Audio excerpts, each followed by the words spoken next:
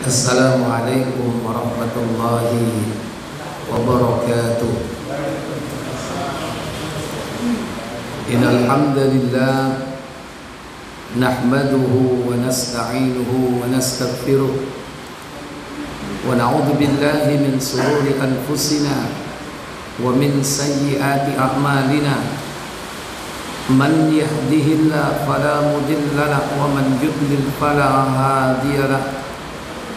وأشهد أن لا إله إلا الله وحده لا شريك له وأشهد أن محمدا عبده ورسوله لا نبي بعده. اللهم صل وسلم وبارك على محمد النبي الأمي وعلى آله وأصحابه ومن تبعهم بإحسان إلى يوم الدين. يقول الله تبارك وتعالى: يا أيها الذين آمنوا اتقوا الله وقولوا قولا سديدا يصلح لكم أعمالكم ويغفر لكم ذنوبكم ومن يطع الله ورسوله فقد فاز فوزا عظيما. Pertama, kita bersyukur kepada Allah atas limpahan nikmat yang Allah berikan. Sampai hari dan detik ini kita diberikan banyak kenikmatan, nikmat waktu, nikmat sehat. Semoga Allah tabaraka wa ta'ala menjauhkan kita dari kesempitan waktu. Semoga Allah menjauhkan kita dari berbagai penyakit. Allahumma inna na'udzubika minal baras wal junun wal judam wa min sayyi'il asqam. Semoga Allah tabaraka wa ta'ala memberikan kita nikmat iman dan Islam sampai mati. Semoga kita diberikan husnul khatimah.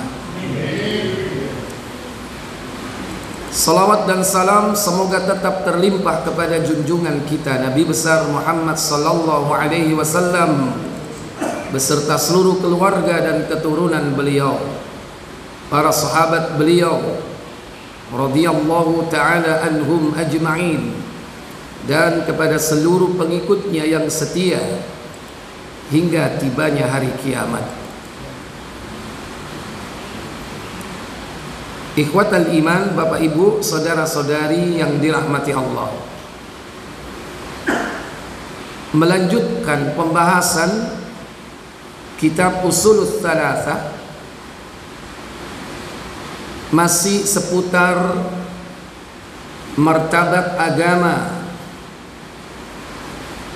Yang pertama yaitu al-Islam, yang terdiri dari 5 rukun syahadah: as-shalah, az-zakah, as-siyam, dan yang kelima adalah al-hajj, merupakan amaliyah dasar seorang muslim yang harus dilandasi semua itu dengan keimanan. Maka ketika semua itu didasarkan dengan iman yang benar, maka dia akan masuk ke martabat berikutnya sebagai seorang mukmin. Akan tetapi apabila hanya sekedar amaliyah zahirah, amalan-amalan yang bersifat zahir, maka masih dalam batas sebagai seorang muslim, belum sampai mencapai derajat seorang mukmin. Bapak Ibu saudara sekalian, sehingga dalam hidup kita sehari-hari kita berusaha untuk meraih derajat yang lebih tinggi sebagai seorang mukmin. Namun 5 perkara itu jangan sampai tidak dilaksanakan. Apa saja tadi? Syahadah, yang terdiri dari syahadatain, syahadat tauhid dan syahadat risalah. Yang kedua as-salah, as-salawatul khams, yaitu salat 5 waktu. Yang ketiga adalah az-zakat, menunaikan kewajiban zakat bagi orang yang telah wajib menunaikannya. Ketiga rukun tersebut sudah kita bahas, dan kita akan memasuki rukun yang keempat di dalam arkanul Islam, yaitu as-siyam. As-siyam secara lughah yakni artinya al-imsak. Arti dari al-imsak yaitu menahan. Adapun secara syar'i, bahwasannya puasa itu adalah al-imsaku, menahan, anil akli, dari makan, wasyurbi, minum, wal jima', atau dengan bahasa lain ghisyan, hubungan suami istri, ma'an niyah, yang disertai dengan niat. Syekh Abu Bakar Jabil Al-Jazair, beliau mendefinisikan puasa dalam kitab beliau Minhajul Muslimin. As-siyam, puasa itu adalah al-imsaku biniyatit ta'abbud, menahan diri dengan niat ibadah, anil akli, dari makan, wasyurbi, minum, wa ghisyan, dan hubungan suami istri di siang hari, wasairil muftirat, dan apa saja yang dapat membatalkannya. Ini definisi yang terbuka, artinya yang membatalkan itu bisa berkembang. Contoh di zaman dulu nggak ada, sekarang ada yang membatalkan, yaitu infus. Zaman Nabi belum ada infus, tapi sekarang dengan kemajuan teknologi kedokteran ada infus.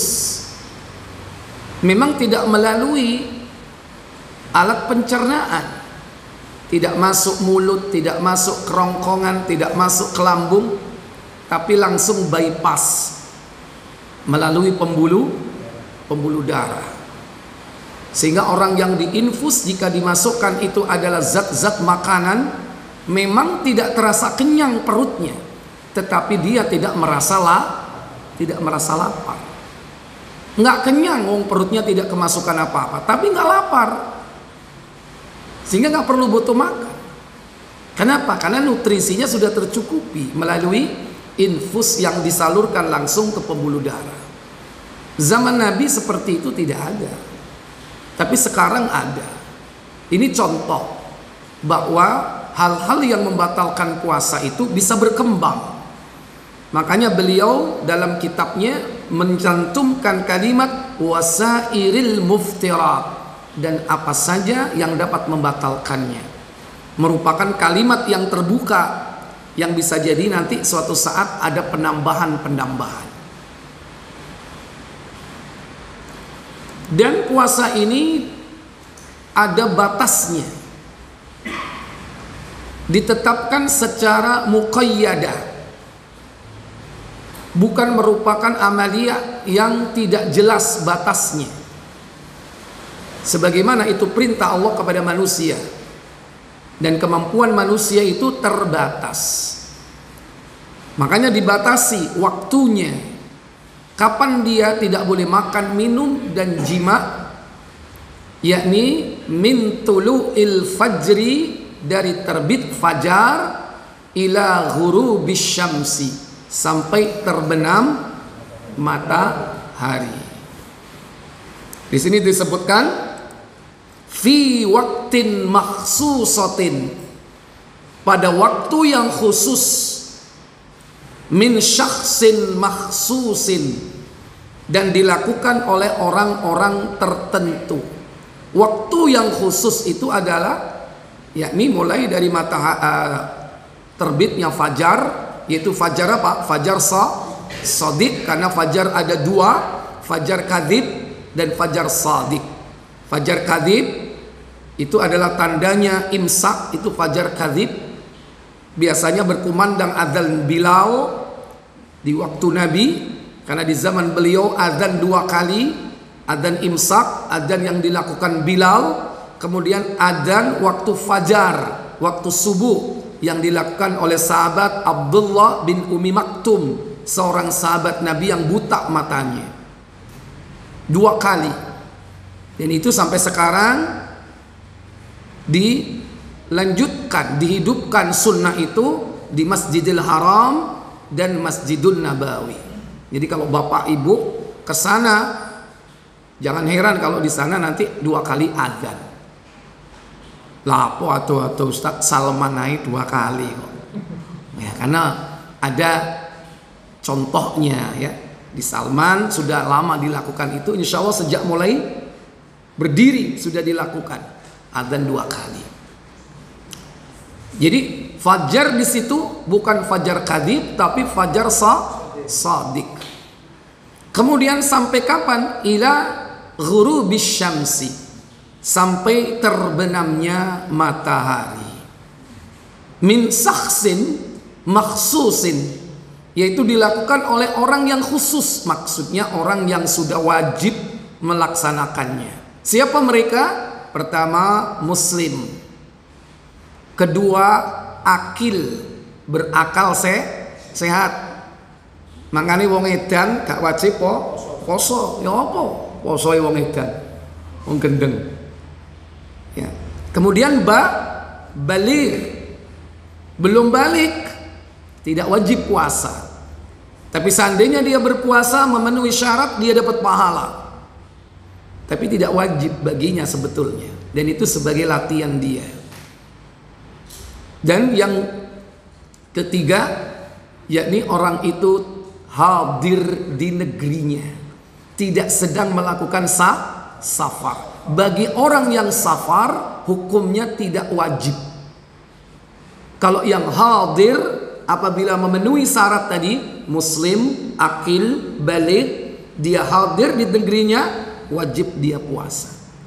Muslim, akil, balik, dia safar, tidak wajib berpuasa. Tapi kalau puasa, boleh. Enggak puasa, juga boleh. Dan itu terjadi di zaman Nabi ketika Nabi melakukan peperangan. Sebagian sahabat berpuasa Ramadan, sebagian tidak puasa. Yang berpuasa tidak mencela yang tidak puasa, yang tidak puasa pun tidak mencela yang berpuasa. Pilihan, karena dia sedang safar, maka mubah, boleh. Hukumnya tidak wajib. Tapi kalau dia hadir di negerinya, mukim, wajib baginya melaksanakan ibadah puasa. Dan syarat yang kelima, tidak ada penghalang baginya untuk tidak berpuasa. Seperti apa? Sakit. Berarti dia harus orang yang sehat.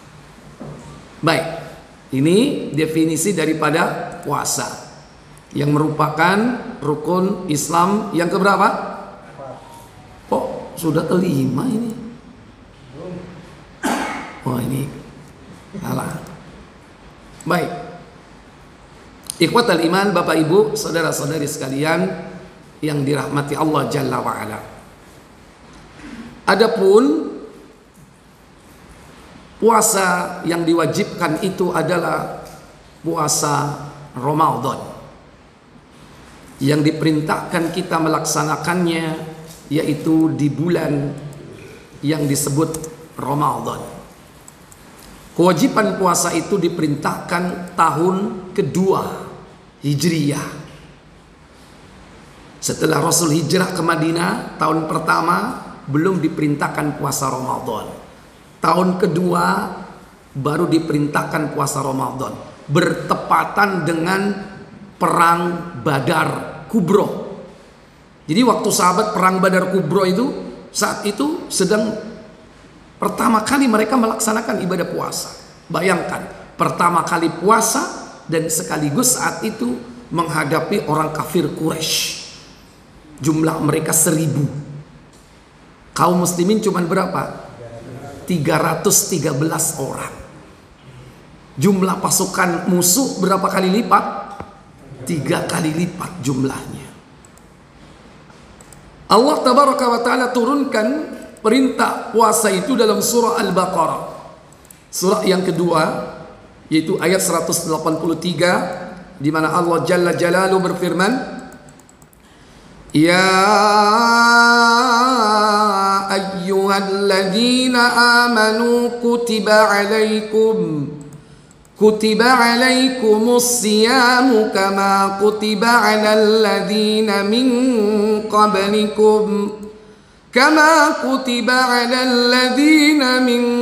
qablikum la'allakum tattaqun. Apa kata Allah? Hai orang-orang yang beriman, diwajibkan atas kamu berpuasa sebagaimana diwajibkan atas orang-orang sebelum kamu agar kamu bertakwa. Iya. Ya ayyuhalladzina amanu, wahai orang-orang yang beriman. Ini karakteristik ayat-ayat Madaniyah, ayat-ayat yang diturunkan di kota Madinah setelah Rasulullah hijrah. Diawali dengan panggilan untuk orang-orang beriman. Ya ayyuhalladzina amanu.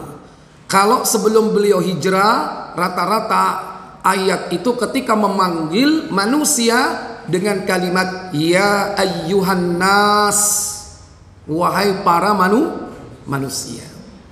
Itulah ciri dari ayat Makkiyah. Ayat-ayat Makkiyah turun selama 13 tahun. Ayat-ayat Madaniyah turun selama 10 tahun. Totalnya 23 tahun.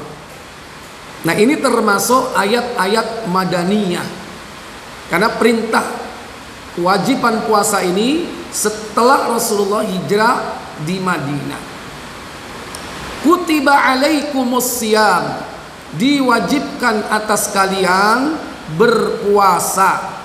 As-siyam tadi sudah ada definisinya. Kalimat kutiba di sini dari kata kataba yang artinya menulis.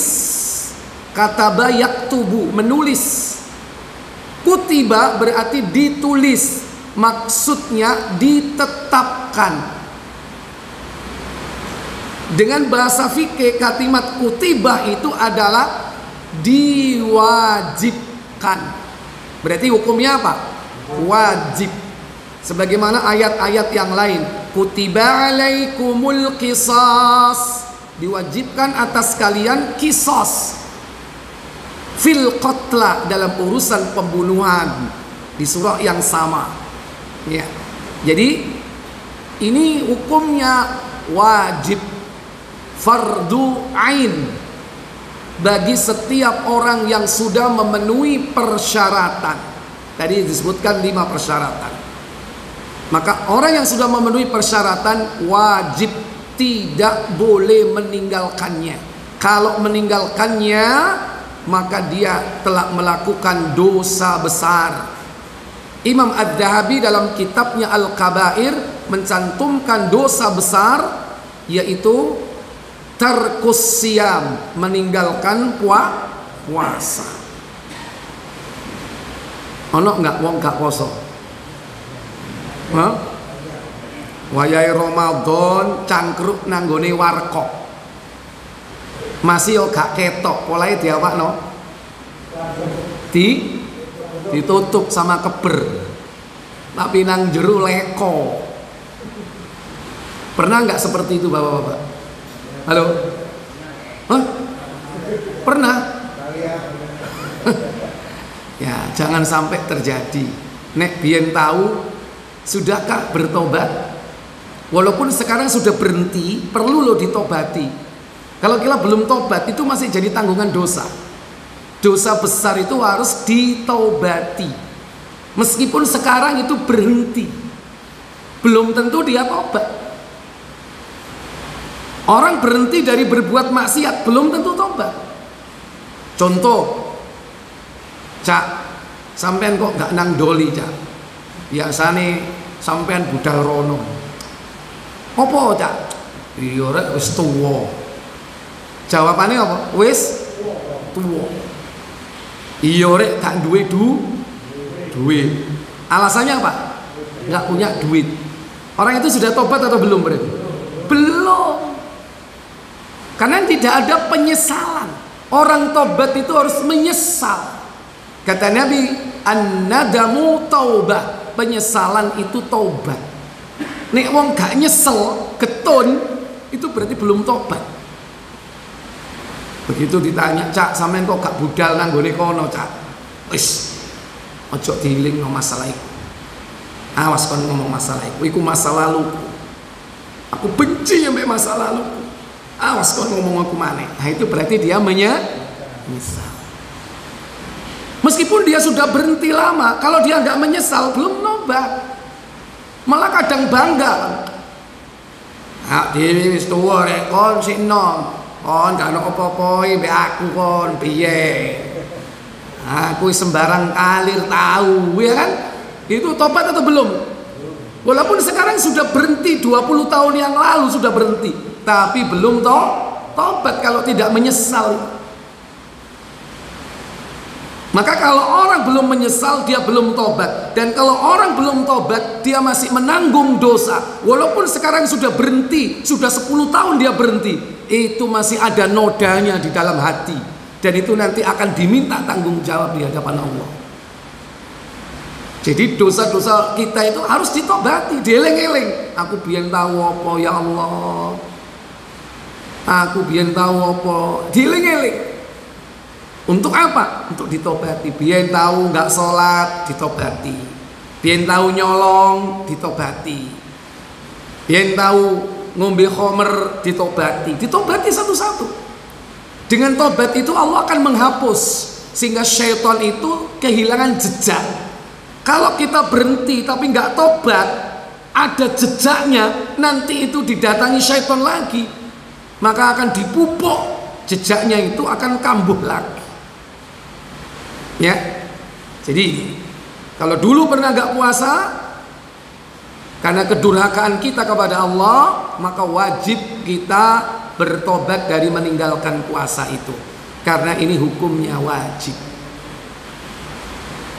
Kama kutiba 'alal ladzina min qablikum, sebagaimana diwajibkan atas orang-orang sebelum kalian. Siapa yang dimaksud orang sebelum kalian di sini? Umat-umat terdahulu, umat para nabi dan rasul. Sejak kapan mulai diwajibkan puasa itu? Pertama kali diwajibkan puasa itu sejak Rasul yang pertama. Siapa dia? Nuh alaihi salatu wassalam. Bagaimana puasanya? Puasanya adalah salasata ayyam fi kulli syahrin, 3 hari dalam setiap bulan. Pokoknya 3 dino tiap bulan poso. Itu mulai dari Nuh terus sampai nabi-nabi berikutnya. Cuman ada yang paling hebat, hamba Allah yang dicintainya, puasanya ini bahkan separuh dari bulan. Sehari puasa, sehari berbuka, sehari puasa, sehari berbuka. Sopo ini? Nabiullah Dawud alaihissalatu wassalam. Yang ketika Nabi melihat gambaran tentang keturunan Adam, ditunjukkan oleh Allah, ada keturunan Adam itu yang bercahaya. Ketika dikatakan ini siapa yang bercahaya? Ini adalah keturunanmu, kata Allah kepada Adam. Siapa dia namanya? Namanya Daud. Dia paling bercahaya. Baik, kalau begitu aku hadiahkan usiaku 60 tahun kepada Daud. Akhirnya Nabi Adam lupa ketika malakul maut datang, ditolak. Burung wayahe kok niku. Aku sik ono 60 tahun, umurku 1000. Kata malaikat, ya, kau lupa bahwa dulu kau berikan usiamu kepada siapa? Daud. Enggak, gak percaya aku, ini bukti ini. Disuruh balik kepada Allah malaikat ini, malakul maut kau mulai. Ya kan? Ya Allah, kau mengutus aku kepada orang yang tidak mau mati. Katanya usianya masih kurang 60 tahun. Dari situlah kemudian Allah memutuskan pada setiap sesuatu manusia itu diberi oleh Allah dua malaikat, Raqib dan Atid. Mulai sejak saat itulah seluruh amal perbuatan manusia dicatat. Sebelum itu nggak dicatat. Sejak itu dicatat. Kenapa? Kalau enggak menungso ini mungkir. Maka sejak itulah dicatat oleh Allah. Allah kirimkan dua super komputer yang mencatat seluruh segala perbuatan manusia yang kecil-kecil pun dicatat. Dialah adalah Raqibun Atidun, Raqib dan Atid. Nah, jadi mulai zaman siapa tadi diwajibkan puasa? Nuh, terus sampai zaman Nabi Muhammad. Nabi Muhammad itu juga melakukan 3 hari dalam setiap bulan sebelum diwajibkannya puasa Ramadan. Berarti 13 tahun di Mekah. 13 tahun di Mekah beliau melaksanakan puasa Yaumul Bid 3 hari dalam setiap bulan. Dan juga setahun di Madinah. Karena tahun kedua diwajibkan puasa Ramadan. Maka 3 hari dalam setiap bulan itu gugur menjadi hukum sunnah, tidak lagi menjadi wajib. Yang wajib adalah Ramadan, 3 hari setiap bulan menjadi puasa sunnah. Tapi tetap Nabi mempuasakannya 3 hari dalam setiap bulan, di samping puasa Ramadan. La'allakum tattaqun, agar kalian menjadi orang-orang yang bertakwa. Cuman Bapak Ibu saudara sekalian, puasanya orang dulu itu walaupun 3 hari ini ndak ada sahurnya, cuman adanya buka. Habis buka puasa lagi sampai besok buka lagi. Makanya dalam hadis Muslim buka nomor 1059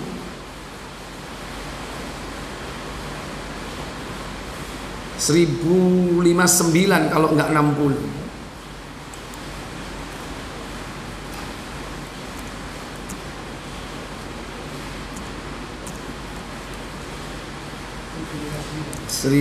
Kalau enggak 59, 60.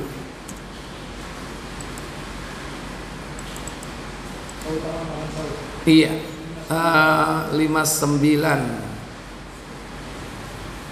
1060.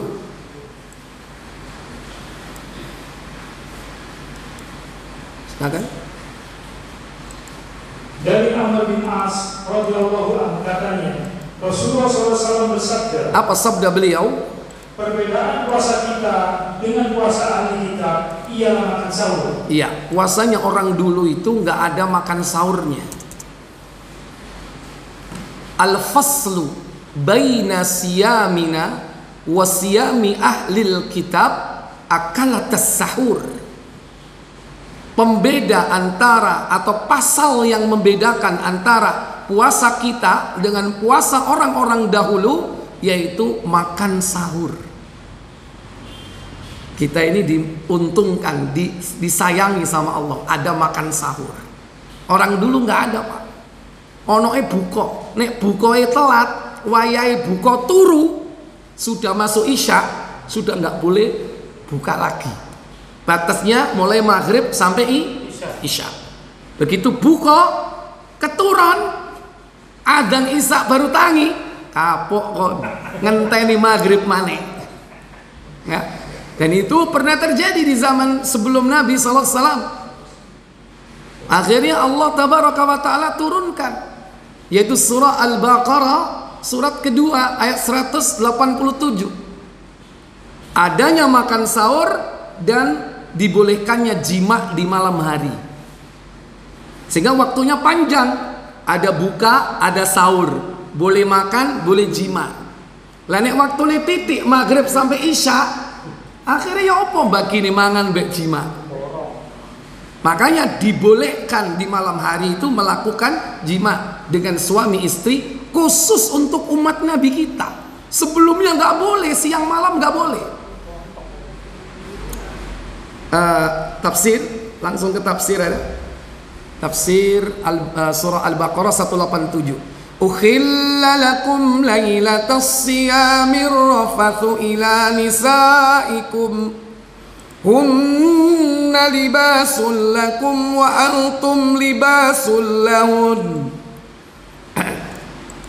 Alimallahu annakum kuntum takhtanuna anfusakum fataba alaikum wa afa ankum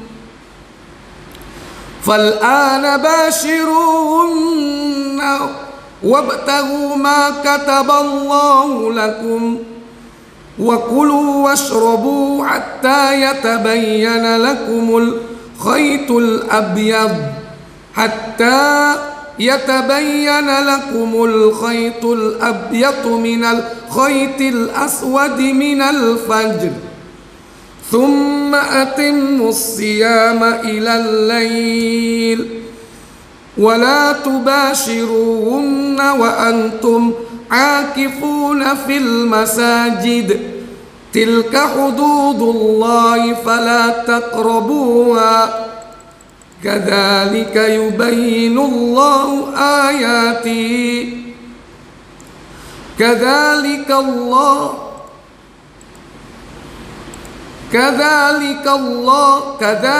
yubayyinullahu ayati linnasi la'allahum yattaqun.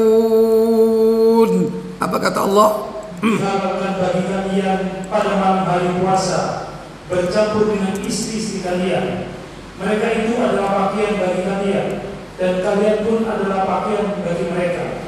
Allah mengetahui bahwasanya kalian tidak dapat menahan nafsu kalian. Karena itu Allah mengampuni kalian dan memberi maaf kepada kalian. Maka sekarang campurilah mereka dan ikutilah apa yang telah ditetapkan Allah untuk kalian. Dan makan minumlah hingga jelas bagi kalian benang putih dari benang hitam, yaitu fajar. Kemudian sempurnakanlah puasa itu sampai malam. Tetapi janganlah kalian campuri mereka itu sedang kalian beriktikaf dalam masjid. Itulah larangan Allah. Maka janganlah kalian mendekatinya. Demikianlah Allah menerangkan ayat-ayatnya kepada manusia supaya mereka bertakwa. Silakan langsung tafsir. Hal ini merupakan suatu keringanan dari Allah buat kaum muslimin, dan Allah menghapuskan apa yang berlaku di masa permulaan Islam. Karena sesungguhnya pada permulaan Islam, apabila salah seorang di antara mereka berbuka, ia hanya dihalalkan makan dan minum serta bersetubuh sampai sholat isya saja. Sampai datang waktu apa? Isya. Maghrib sampai isya pendek enggak? Yo apa mbak kini mangan ambek iku? Ojo wis gak usah mangan iku wae. Mas ngelu ngombe tok misalnya. Terus kemudian, tetapi bila ia tidur sebelum itu atau telah salat isya, maka diharamkan baginya makan. Artinya kalau waktunya buka, dia tertidur, tidurnya sampai melewati masuk waktu isya, maka tidak boleh makan dan minum sedikit pun. Artinya sudah waktunya lanjut puasa. Yo apa kira-kira nek ngono? Sanggup enggak? Enggak ada waktu sahur. Ya, lanjut. Diharapkan baginya makan, minum dan bersetubuh sampai malam berikutnya. Maka dengan peraturan ini mereka mengalami masyarakat yang besar. Terus Al-Rafas dalam ayat ini artinya bersetubuh. Demikianlah menurut Ibnu Abbas atau Mujahid, Sa'id ibnu Jubair, Taus, Salim ibnu Abdullah, Amr ibnu Dinar, Al-Hasan, Qatadah, Azuri, Al-Wahab, Ibrahim An-Naqai, As-Sa'di atau Al-Qurasani dan Muqatil ibnu Hayyan. Ya, dikit lagi. Maka Allah berfirman di dalam firman-Nya, yaitu mereka adalah adalah pakaian bagi kalian, dan kalian pun adalah pakaian bagi mereka. Menurut Ibnu Abbas, Mujahid, Sa'id Ibnu Jabir, Al-Hasan Qatadah dan As-Sa'di dan Muqabil Ibnu Hayyan, makna yang dimaksud ialah mereka adalah ketenangan bagi kalian dan kalian pun adalah ketenangan bagi mereka. Menurut Ar-Rabi Ibnu Anas, maksud ayat ialah mereka adalah selimut bagi kalian dan kalian pun adalah selimut bagi mereka. Baik, sudah cukup mewakili intinya itu Bapak Ibu saudara sekalian ya. Yaitu perbedaan antara puasa kita dengan ahlul kitab. Jadi mereka cuman adanya apa? Berbuka, tidak ada makan apa? Sahur. Walaupun itu hanya terjadi 3 hari 3 malam berturut-turut, tapi bisa jadi berat. Karena bisa jadi puasanya berapa jam itu? Dari maghrib ke maghrib. Jadi bukanya waktu maghrib sampai isya, puasa lagi sampai maghrib besoknya lagi. 23 jam. Itu puasa ahlul kitab. Dan itu dilaksanakan 3 hari berturut-turut. Itulah puasa orang-orang dahulu. Nah kita ini enak, tidak 3 hari berturut-turut, cuman sebulan, tapi ada waktu makan sahurnya. Sehingga apa? Ada buka maghrib, ada makan sahur, batasnya sampai subuh. Dan kita bisa ngapa-ngapain selama malam itu. Bisa makan babak 1, babak 2, ya kan? Maghrib beduk mangan. Engko mari maghrib sholat mangan maneh. Mari terawih mangan maneh. Kan bolak-balik mangan, ya kan? Nah, itu. Kalau itu puasa kita. Ini salah satu kasih sayang Allah kepada umat ini. Baik. Bapak Ibu, saudara-saudara sekalian yang dirahmati Allah Jalla wa Ala. Dan puasa ini merupakan amal ibadah yang pahalanya Allah simpan. Berbeda dengan amal ibadah yang lain, Allah tunjukkan kelipatannya mulai dari 10 kali lipat secara umum. Ada yang 700 kali lipat, yaitu sedekah. Adapun ibadah puasa disimpan oleh Allah Tabaraka wa Ta'ala. Allah sendiri nanti yang akan membalasnya. Dalam hadis qudsi pada nomor 1000 Muslim 1119 kalau enggak 20. 11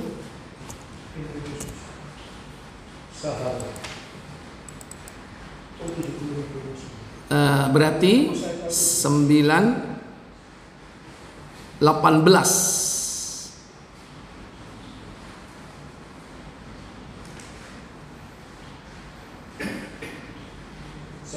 1118.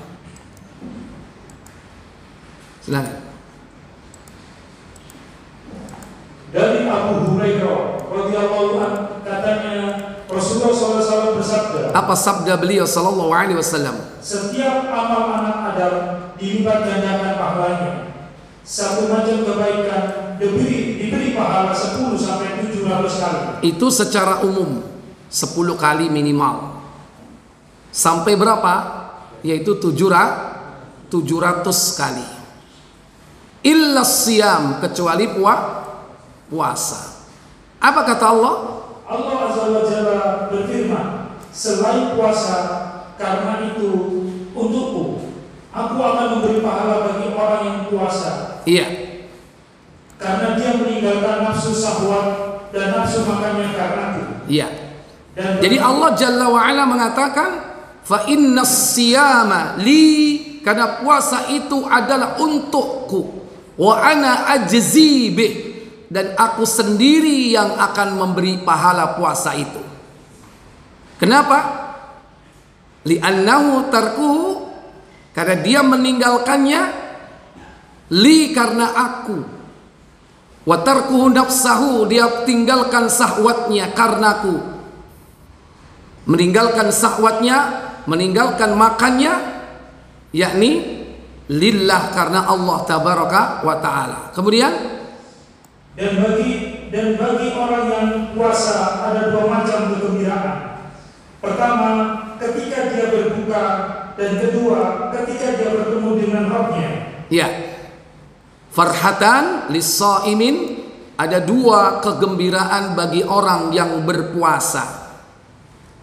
Yaitu apa? Pertama, farhatun indal fitri, kegembiraan ketika dia berbuka.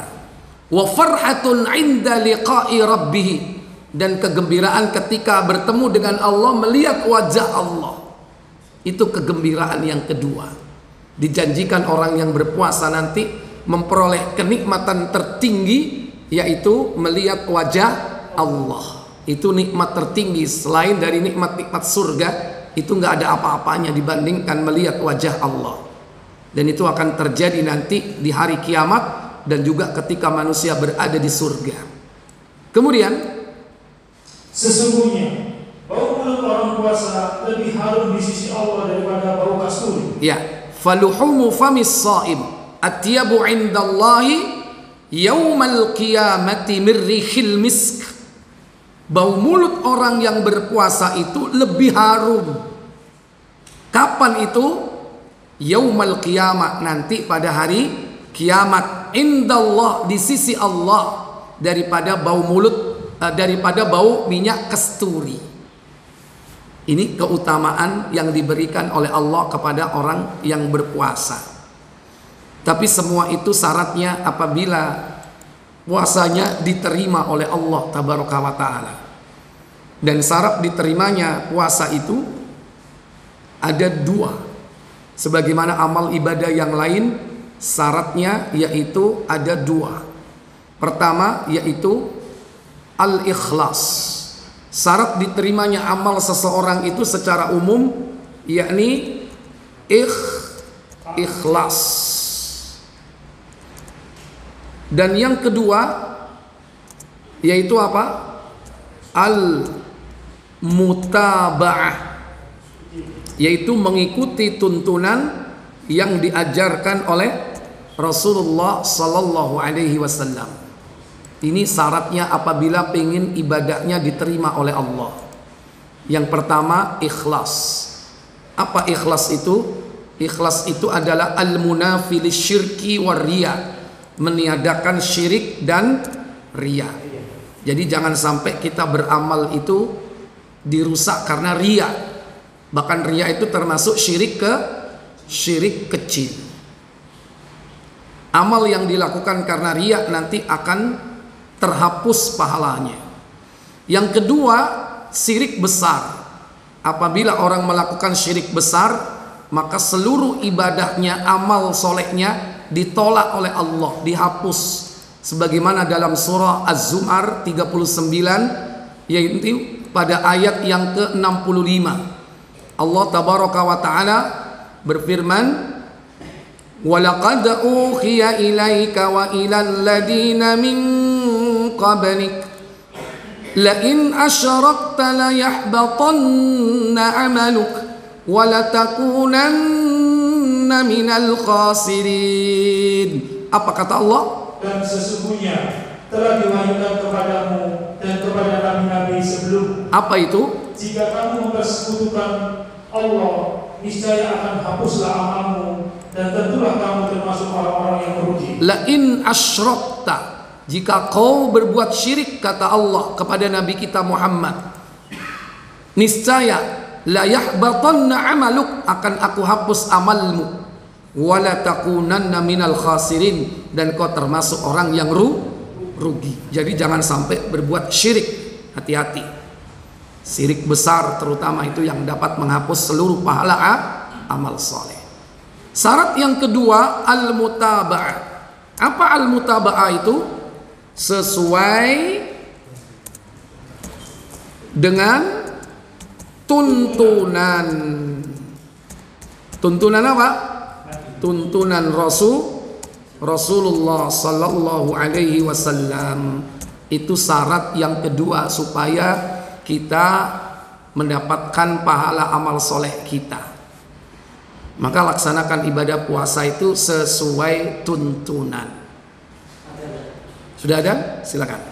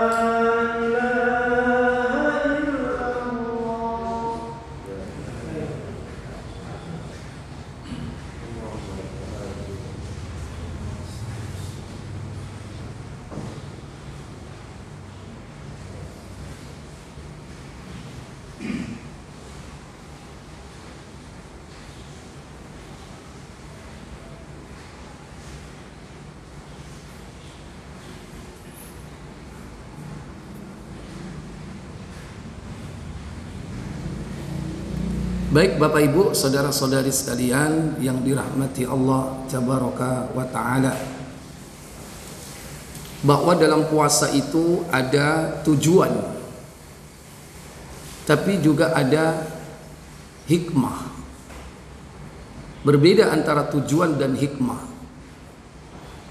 Tujuannya adalah pertama, yang bisa diraih di dunia itu agar kita menjadi orang yang bertakwa. Yang kedua, tujuan yang diharapkan dengan puasa itu yakni pahala. Dan tidak ada yang memberikan pahala kecuali Allah Jalla wa'ala. Dan pahala itu kita dapati di dunia apa di akhirat? Di akhirat. Maka jangan sampai kita berpuasa dengan niat mendapatkan tujuan pahala dunia. Poso kepingin langsing, itu tujuan-tujuan dunia. Ono menek sing poso kepingin sakti mondro kuno, itu tujuan yang tidak ada di dalam Islam. Kalau berpuasa pengen mendapatkan bau harum mulutnya seperti kasturi, ada dalilnya. Kalau berpuasa pengen mendapatkan pahala masuk surga melalui pintu yang disebut Ar-Rayyan, ada dalilnya. Kalau berpuasa dengan tujuan dijauhkan dari neraka, karena puasa itu perisai, as-siyamu junnah, kata Nabi, puasa adalah perisai. Kata Syekh Utsaimin, junnatun fid dunya junnatul minal ma'asi. Perisai di dunia adalah perisai dari perbuatan maksiat. Wa junnatun fil akhirah junnatun minan nar. Perisai di akhirat adalah perisai dari neraka. Ya silakan. Pengen mendapatkan pahala seperti itu boleh. Berpuasa dalam rangka tujuannya pengen bertemu dengan Allah, boleh, karena itu pahala-pahala yang dijanjikan dan semua ada dalilnya. Nah, ada hikmah. Hikmah itu bukan tujuan, tapi side effect. Apa side effect itu? Efek samping, tapi yang positif, bukan yang negatif. Kalau obat efek sampingnya negatif atau positif? Kalau puasa ada side effect-nya, ada efek positifnya. Kalau efek itu biasanya kan samping, tidak di depan. Kalau di depan itu tujuan, kalau di samping itu adalah efeknya. Kalau bahasa kita hikmahnya. Kalau bahasa dalam dunia marketing, bonus. Bonus itu didapat kalau orang itu mencapai apa? Target. Kalau dia bekerja nggak capai target, jangan mimpi dapat bonus, tapi gaji tetap dapat. Dan tujuan utama gaji, itulah pahala. Adapun bonus itu efek saja. Kalau dia capai target, apalagi melampaui. Artinya apa? Puasa tujuannya udah jelas, jangan dirubah semata-mata karena Allah, dan tujuannya adalah pahala di akhirat. Adapun hikmah itu bonus. Apa? Puasa jadi sehat. Itu bonus. Itu hikmah. Itu side effect-nya. Puasa tambah tambah apa? Tambah cerdas. Itu tujuannya. Bukan tujuan itu. Itu efek. Kenapa kok cerdas? Ya mungkin bisa diteliti kenapa sehat. Bisa diteliti secara ilmiah, bisa dibuktikan. Tapi tidak mesti. Kadang ada orang puasa tambah loro-loron. Tapi kalau dia bertahan, dia tetap dapat pahala. Ada orang puasa itu dikasih bonus apa? Cerdas. Kenapa? Karena gak mikir mangan. Gak mikir mangan. Jadi kerjanya apa? Fokus, cerdas dia. Begitu gak poso, kakean mangan, ngantuk, kerja males. Lah bisa jadi, bisa diteliti secara ilmiah. Jadi itu bonus. Nah, jangan sampai kita yang hikmah ini dijadikan tujuan.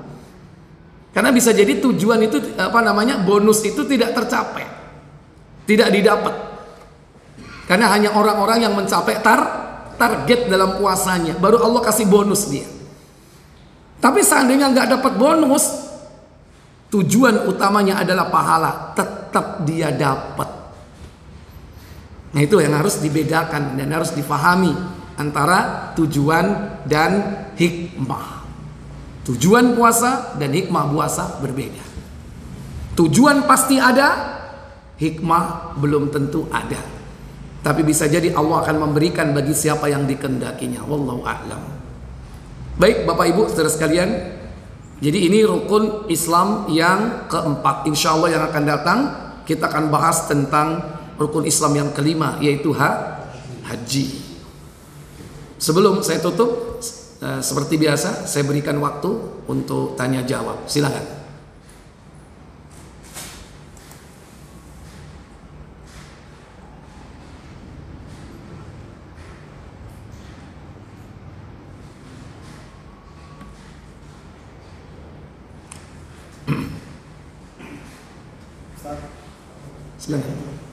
Masalah tadi yang kita terkait untuk mengingat kesalahan-kesalahan kita yang dulu itu, berarti menurut Ustaz tadi kita satu persatu apakah pada saat itu kita melakukan kemaksiatan itu sendiri? Iya. Jadi yang dimaksud mengingat dosa-dosa masa lalu itu maksudnya dosa yang belum kita tobati. Kalau dosa yang sudah berlalu dan kita sudah tobat darinya, jangan diingat-ingat.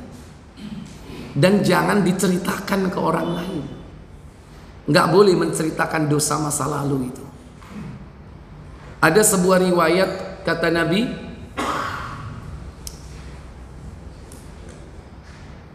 Innallaha mu'afan 'alan nas. Allah itu maha pemaaf atas seluruh umatnya. Illal mujahirin, kecuali mujahirin. Jangan terbalik muhajirin lo ya. Kalau muhajirin bagus, orang yang hijrah. Tapi ini dibalik, mujahirin dari kata jahr. Jahr itu apa? Menerangkan. Maksudnya siapa mujahirin? Orang yang menceritakan aibnya. Dia berbuat dosa di malam hari, di siang hari dia ceritakan ke orang lain. Orang itu tidak akan dimaafkan oleh Allah. Karena sikapnya yang menceritakan dosanya. Oh, aku mah bengi rek. Oh, duwe koleksi anyar aku. Apa? Nek koleksi red silver sik gak apa-apa ya kan, apa itu? Arwana ya kan, regoi larang ya. Ini koleksi apa kan itu? Nah, ya itu. Mabengi kalau kepethuk duwe, nah. Mabengi aku ngombe homer, mabengi enak kon. Itu diceritakan di siang hari, malamnya berbuat, siangnya cerita, nggak boleh. Haram hukumnya. Dan Allah tidak akan memaafkan dosa orang itu. Itulah yang disebut dengan mujahirin. Nah, kita juga begitu, Pak. Dosa masa lalu yang sudah kita tobati nggak boleh diceritakan kepada orang lain. Aku biyen tahu mateni wong. Lu buron berarti gue. Bisa jadi nanti orang malah ngelaporkan nanti kepada yang berwajib. Aku mah bengi nyantet wong misalnya. Walaupun tidak dibuktikan. Kriminal tidak bisa membuktikan bahwa dia telah melakukan pembunuhan dengan cara santet. Jadi dosa itu tidak boleh diceritakan. Dosa-dosa masa lalu. Apakah dia pernah berzina, apakah dia pernah minum khamr, apakah dia telah melakukan pembunuhan, mencuri, nggak boleh. Lebih-lebih apabila sudah taubat kepada Allah. Nah, maksud saya diingat-ingat tadi itu yang belum ditobati. Yang kedua, diingat-ingat itu untuk diri kita sendiri, bukan diceritakan untuk orang lain. Ya. Nah, kemudian setelah ingat, baru kemudian ditobati. Bagaimana caranya? Kan sudah disebutkan tata cara tobat. Pertama, menyesal. Kedua, sholat tobat. Ketiga, istighfar, mohon ampun kepada Allah. Kemudian yang keempat, berjanji tidak mengulangi lagi perbuatan itu. Berhenti secara total. Yang kelima, kalau itu kaitannya dengan hukukul adami, maka kalau kita tobat, kembalikan barang milik orang lain yang kita ambil atau yang kita rusak. Biyen tahu nyolong HP ini konco nih. Tobat, menyesal. Sholat tobat, mohon ampun, janji nggak mengulangi lagi. Yang kelima, HP ini seonok nggak? Nek seonok kudu di balekno, Cak. Sepuro nih, Cak. Apa? Sing nyolong HP-mu biyen aku, Cak. Terus nanti apa ini? Iki, Cak. HP melungker koyok pisang. Apa? Kuwede biyen kan? Kayak balang apa? Harus disampaikan ini barangnya ini. Nggak boleh disimpan. Kalau sudah nggak ada, apa? Harus minta kerelaan, keridoan, Cak. HP ini wis gak ono, Cak. Yo apa ya? Sepuro nih, Cak yo. Ya wis gak popo. Iku zaman biyen kan HP sik murah, gak popo. Selesai urusan. Tobatnya diterima oleh Allah dan dihapus dosanya. Tapi kalau orangnya ndak rela, aku nggak ridho. Iya niku aku tuku jutaan. Dadakno ilang kon sing nyolong. Aku njaluk ganti. Tukokno Android. Njaluk sing model anyar. Dan kita punya fulus. Kira-kira gimana? Gitu kok no? Apa gak? Fulus. Demi dosa kita dihapus oleh Allah Jalla wa'ala, dimaafkan dan tidak menjadi urusan di akhirat. Karena kalau tidak dimaafkan, nanti jadi urusan di akhirat. Kalau di akhirat, wala dinar, wala dirham, tidak ada dinar dan dirham. Yang ada adalah pahala amal soleh. Yang terjadi adalah pahala kita akan diambil, diberikan kepada orang yang kita zalimi. Kenapa di sana banyak orang bangkrut? Kenapa? Karena banyak pahala-pahala amal soleh itu diambil untuk menutup kezaliman. Sementara kezalimannya banyak dilakukan di dunia ini. Orang datang kepada Allah di pengadilan Allah, minta keadilan. Ya Allah, dulu dia pernah mencuri barang saya. Ya Allah, dulu pernah saya dikaplok saya, ya Allah. Maka diambil pahalanya sesuai dengan kadar kaplokannya. Ngaploki loro enggak? Diambil pahalanya. Apalagi sampai membunuh orang. Wah, itu pahalanya bisa diambil semua itu. Seluruh pahala bisa diambil, dikasihkan ke dia. Setelah pahala habis, tetap datang orang minta keadilan. Ya Allah, biyen tau ngidek sikilku ya Allah. Gak njaluk sepuro malah aku disenggrong ya Allah. Aku sakit hati, loro hati, tak enteni nang akhirat. Pahalanya sudah nggak ada. Apa yang dilakukan oleh Allah? Dosa orang yang kakinya diinjek itu, dosanya diambil sesuai dengan kadar kezaliman, ditimpakan kepada orang yang mendolimi. Sudah habis pahala, ketambahan dosa. Itulah yang disebut Nabi al-muflis, orang yang bangkrut di akhirat. Nah, kita jangan sampai bangkrut. Makanya tobat dari dosa yang kita lakukan di hadapan Allah, dan juga dosa kesalahan yang dilakukan di hadapan manusia. Minta kerelaan, keridoan sekarang juga. Termasuk bukan hanya mengambil barang, ngerasani, ikut dosa. Mas Muroni ya, apa? Sampean tak rasani bingi Mas. Loh, kon ngerasani apa kon? Sampean tak rasani, sampean ku gendaan mbek wong wedok. Loh, minta keikhlasan. Yo cak sepuron cak. Wis kene sepenting sepuron Mas yo. Sampai njaluk apa tak turuti. Ya apa kira-kira? Umpama iku sampean njaluk apa kira-kira? Yo wis kon tak sepuro. Sing penting aku jangan nganduk. Wah, kecil apa gede? Kecil. Yo wis kon tak sepuro, tapi aku tukokno sepeda motor. Ya apa? Tapi kalau kita fulus, yang penting dosa habis, nanti tidak jadi urusan di akhirat. Kita punya duit, belikan motor. Yang penting kan dia ngomong motor kan, tukokno second kan iso kan. Sampean kan gak jaluk anyar, pokoknya jaluk motor. Ayo cok berubah-berubah lo yo. Wis tukokno sing 5 juta second tahun piro? 2001 misalnya ya. Ah iki sepeda motor. Yang penting diikhlaskan. Kenapa Bapak Ibu? Kita ini di akhirat butuh pahala. Jangan sampai pahala kita diambil oleh orang lain.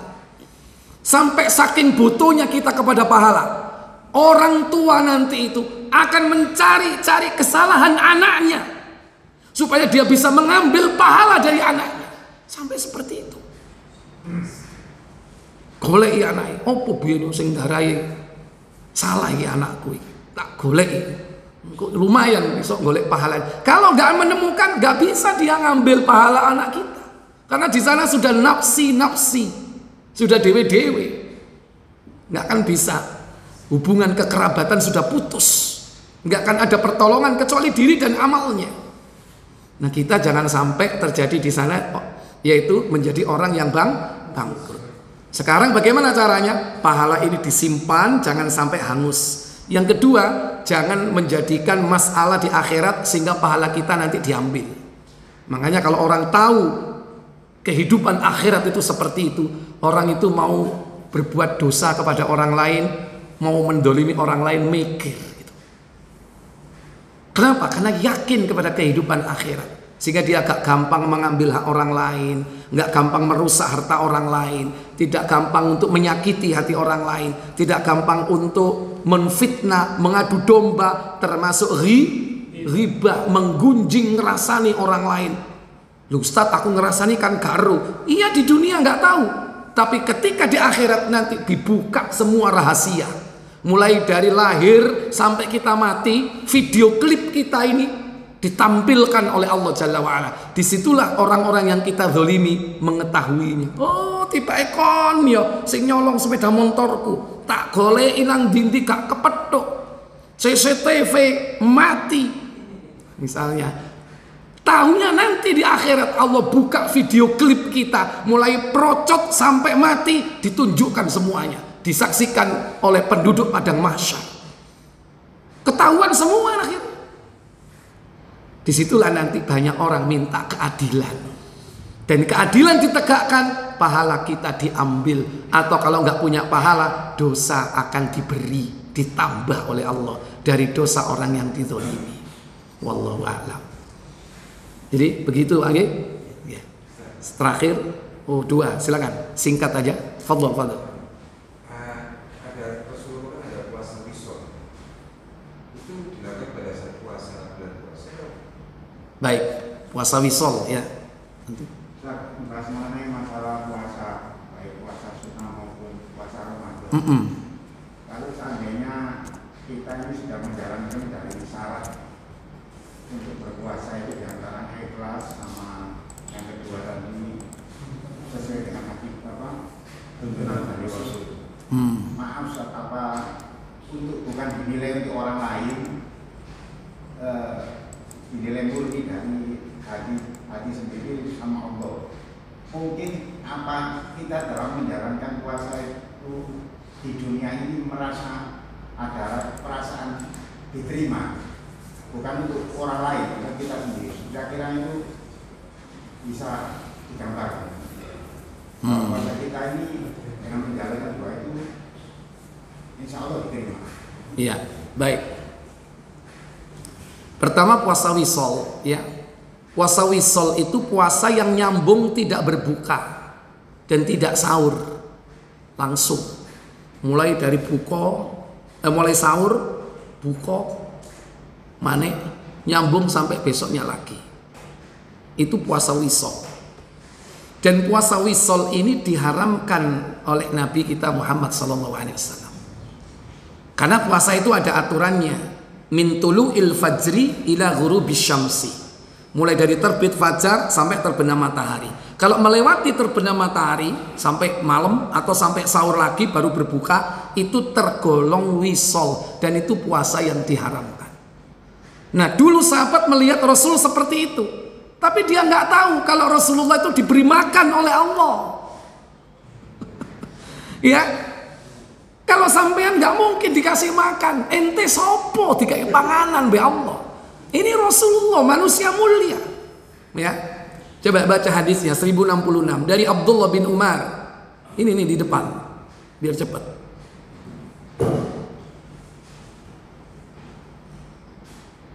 Dari Ibnu Umar radhiyallahu anhu, katanya bahwasanya Nabi SAW melarang orang melakukan puasa wisol, yakni puasa berturut-turut 2 hari atau lebih tanpa berbuka. 2 hari berturut-turut tanpa berbuka. Berarti nek posone mau isu, ya kan? Terus sampai meneh gak buka, nyambung meneh maneh baru buka. Rong dino sahur sepisan, buka sepisan. Itu yang pernah dilihat oleh sahabat. Kemudian lalu sahabat apa katanya? Lalu kata para sahabat kepada beliau, bukankah Anda sendiri melakukannya? Jenengan piyambak ngoten kok, mosok aku kaoleh, ya kan? Mary kepingin koyok Nabi, ya. Terus apa jawab Nabi? Jawab Nabi SAW, aku tidak seperti kamu semua. Aku diberi makan dan minum oleh Rabbku. Aku diberi makan dan minum oleh Rabbku. Ojo niru kon, melungker kon. Sapa sing arep ngeimangan awakmu? Kalau Rasulullah dikasih makan, caranya Allah memberi makan itu ada 2 cara kepada para nabi dan rasul. Apa? Didatangkan makanan dari langit. Contohnya koyok Nabi Isa, teko langit langsung. Ojo takok sing masak sopo CV, ya kan? Wis pokoke iku teko Allah, ya kan? Wis karek ngemplok. Nabi Isa yang pernah dikasih. Ibunya Maryam ketika di mihrab, ahli ibadah gak metu-metu. Wong wedok iki ahli ibadah gak nang pasar, gak nang dindi. Orepe nang mihrab, nang kamar, jero kamare ono mihrabe, ibadah, salat, puasa.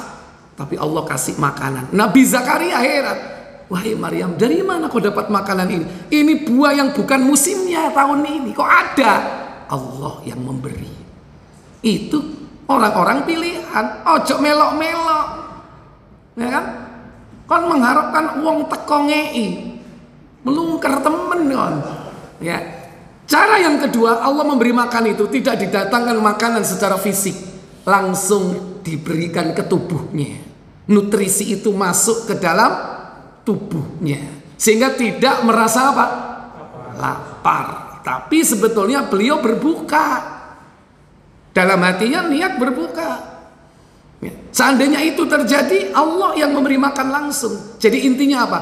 Ini khususiyah Nabi. Kekhususan Nabi itu nggak boleh ditiru. Ya, jadi itu tentang puasa wisol. Kalau ada orang sekarang melakukan puasa wisol, biasa nih ngelakoni ilmu. Sing ngongkon sopo jin. Jare wong Jawa iku ngebleng alias pati geni. Biasanya 3 dino berturut-turut. Siapa sing ngongkon? Jin kepingin sakti. Contohnya harus belajar ilmu penacak strum. Itu 3 hari berturut-turut, nggak boleh makan minum dan nggak boleh tidur. Oh, sembayang wis ngene. Lung dino ka oleh turu. Tapi mari ngono iso nyetrum wong. Tak setrum dadi Bruce Lee langsung. Bruce Lee. Ternyata dia dimasuki jin apa? Yang ahli kungfu. Jadi dia itu punya khodam. Karena dengan cara seperti itu dia lakukan. Tapi dengan wirid-wirid macam-macam. Nah itu ilmu sihir, bukan karomah. Baik, tentang masalah ikhlas di dalam beribadah, khususnya puasa ya. Justru itu kenapa puasa itu Allah yang memberi pahala langsung. Kata Allah tadi dalam hadis qudsi, fa innahu li, karena puasa itu untukku. Maksudnya apa? Kemungkinan besar orang beribadah yang bisa ikhlas, tidak riya, itu poso. Kenapa? Karena orang puasa dengan yang tidak puasa nggak ada bedanya. Awan podo wae, nggak ada bedanya. Kalau orang sholat kelihatan nggak bedanya sama yang nggak sholat. Situe turu, lungguh, situe sholat, beda kan? Tapi kalau orang puasa sehari-hari nggak ada bedanya. Apa kalau orang puasa batuke mencorong? Nggak ada. Ya? Atau lambingnya garing? Kan lambingnya garing, poso ya? Belum tentu. Bisa jadi gak poso lambene digaring no diair ya kan ketok poso. Belum tentu. Makanya puasa itu untukku. Jadi yang tahu siapa? Yang tahu kita dengan Allah. Cuman supaya kita tidak masuk kategori riya, kita jangan bilmanni menyebut-nyebut puasa kita. Karena dalam surat Al-Baqarah, buka surat kedua, pada ayat yang ke 264, ya ayyuhalladzina amanu la tubtilu sadaqatikum bil manni wal adha kalladhi yunfiqu malahu ria'an nasi wala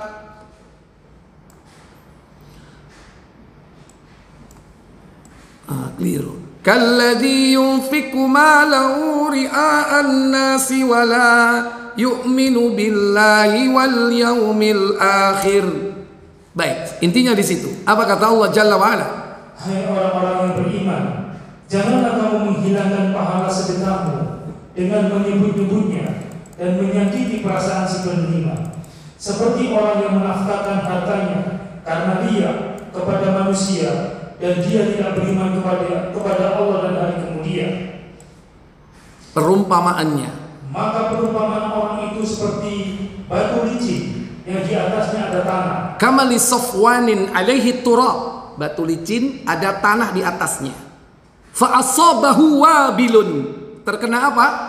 Kemudian batu itu tertimpa hujan lebat. Terkena hujan lebat. Fatarokahu solda.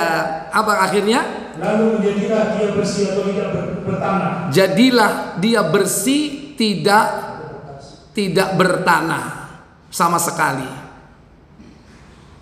Terus mereka tidak menguasai sesuatu pun dari apa yang mereka usahakan, dan Allah tidak memberi petunjuk kepada orang-orang yang kafir. Iya, ini keliru terus ini. Keliru 86. Yang betul 84. La tubtilu sadaqatikum, jangan kau batalkan pahala sedekahmu itu bil manni, dengan apa? Menyebut-nyebutnya. Dengan menyebut-nyebutnya itu maksudnya yaitu menyebutnya, pamer. Itu kalau sedekah. Kalau puasa bisa nggak menyebut-nyebutnya? Halo? Bisa nggak itu? Makanya kalau kita supaya terhindar dari riya, jangan menyebutnya. Aku rek mau surek arep sahur gak ono iwake. Ya wis terpaksa kak sahur. Itu berarti menyebut-nyebut ya. Dudukno nek apa? So. Kadang ditraktir awan. Ayo takjak mangan padang ayo. Gak sepurane meneh ayo. Nopo? Kira-kira dijawab apa kira-kira? Hah? Apa jawabannya? Jawabannya puasa. Umumnya dijawab puasa. Tapi menghindar bisa nggak? Bisa nggak menghindar? Tidak menjawab. Supaya takut menjadi apa? Riya. Gitu. Tapi kadang yang aneh itu apa? Nggak poso tapi pura-pura poso. Kenapa tak traktir gak gelem? Iki lah dino Senin nih. Ya, jawabannya diplomatis. Dino Senin opo nek Senin. Anggapannya apa? Oh iya sorry poso. Padahal gak poso. Ya, jawabannya diplomatis. Iki lah Senin nih. Dipikir poso padahal gak poso. Itu tambah nemen nih. Ya kan? Gak poso ngaku poso. Lebih bahaya itu. Dusta daripada yang tadi itu riya. Yang penting ketika kita menjawab ditanya, "Apa kon gak gelem takjak mangan?" Aku poso. Sing penting hati ini jangan sampai ada timbul riya. Atau kalau kita pengen hati-hati, banyak orang di sana dibisi, sepurane aku poso. Supaya yang lain tidak terdengar. Kenapa? Pahala itu bisa hancur, hangus karena dengan bil manni, dengan nyebutnya. Jadi yang penting tidak disebut. Itu yang kenapa? Nanti takutnya menjadi riya. Itu. Terutama kalau kita diganggu, baru kita boleh, harus wajib menyebutnya. Apabila kita diganggu, maka kita wajib mengatakan afwan, ana shaim. Jika kita diganggu, misalnya dikepuk, digudok, katakan kepadanya fa inni atau ana shaim, aku puasa. Titik, ojo dilanjutno, aku poso. Enteno nongko pengion. Nah, bukan begitu, ya kan? Ana shaim titik, ojo dilanjutno. Itu nek digudok wong. Jadi begitu Allah tabaraka wa taala akan tetap memelihara yakni amal ibadah puasa kita selama kita tidak berlaku riya, yaitu bil manni. Kalau sedekah itu ada dua, menyebut-nyebut akan hancur pahalanya, dan yang kedua wal adza, menyakiti hati orang yang menerima. Itu kalau sedekah. Karena berhubungan secara sosial, muamalah. Kita sedekah ke orang, menyakiti hatinya. Kalau awas kon njaluk maneh. Ya. Kok niku sik enom jalukan. Langganan ta, menyakiti hatinya. Itu akan hangus. Dengan apa? Wal adza, menyakiti hati orang yang menerima. Wallahu a'lam. Saya pikir cukup sampai di sini. Semoga bermanfaat untuk kita semua. Wa akhiru da'wana walhamdulillahirabbil alamin. Subhanakallahumma wa bihamdik asyhadu an la ilaha illa anta astaghfiruka wa atubu ilaik. Wassalamualaikum warahmatullahi wabarakatuh.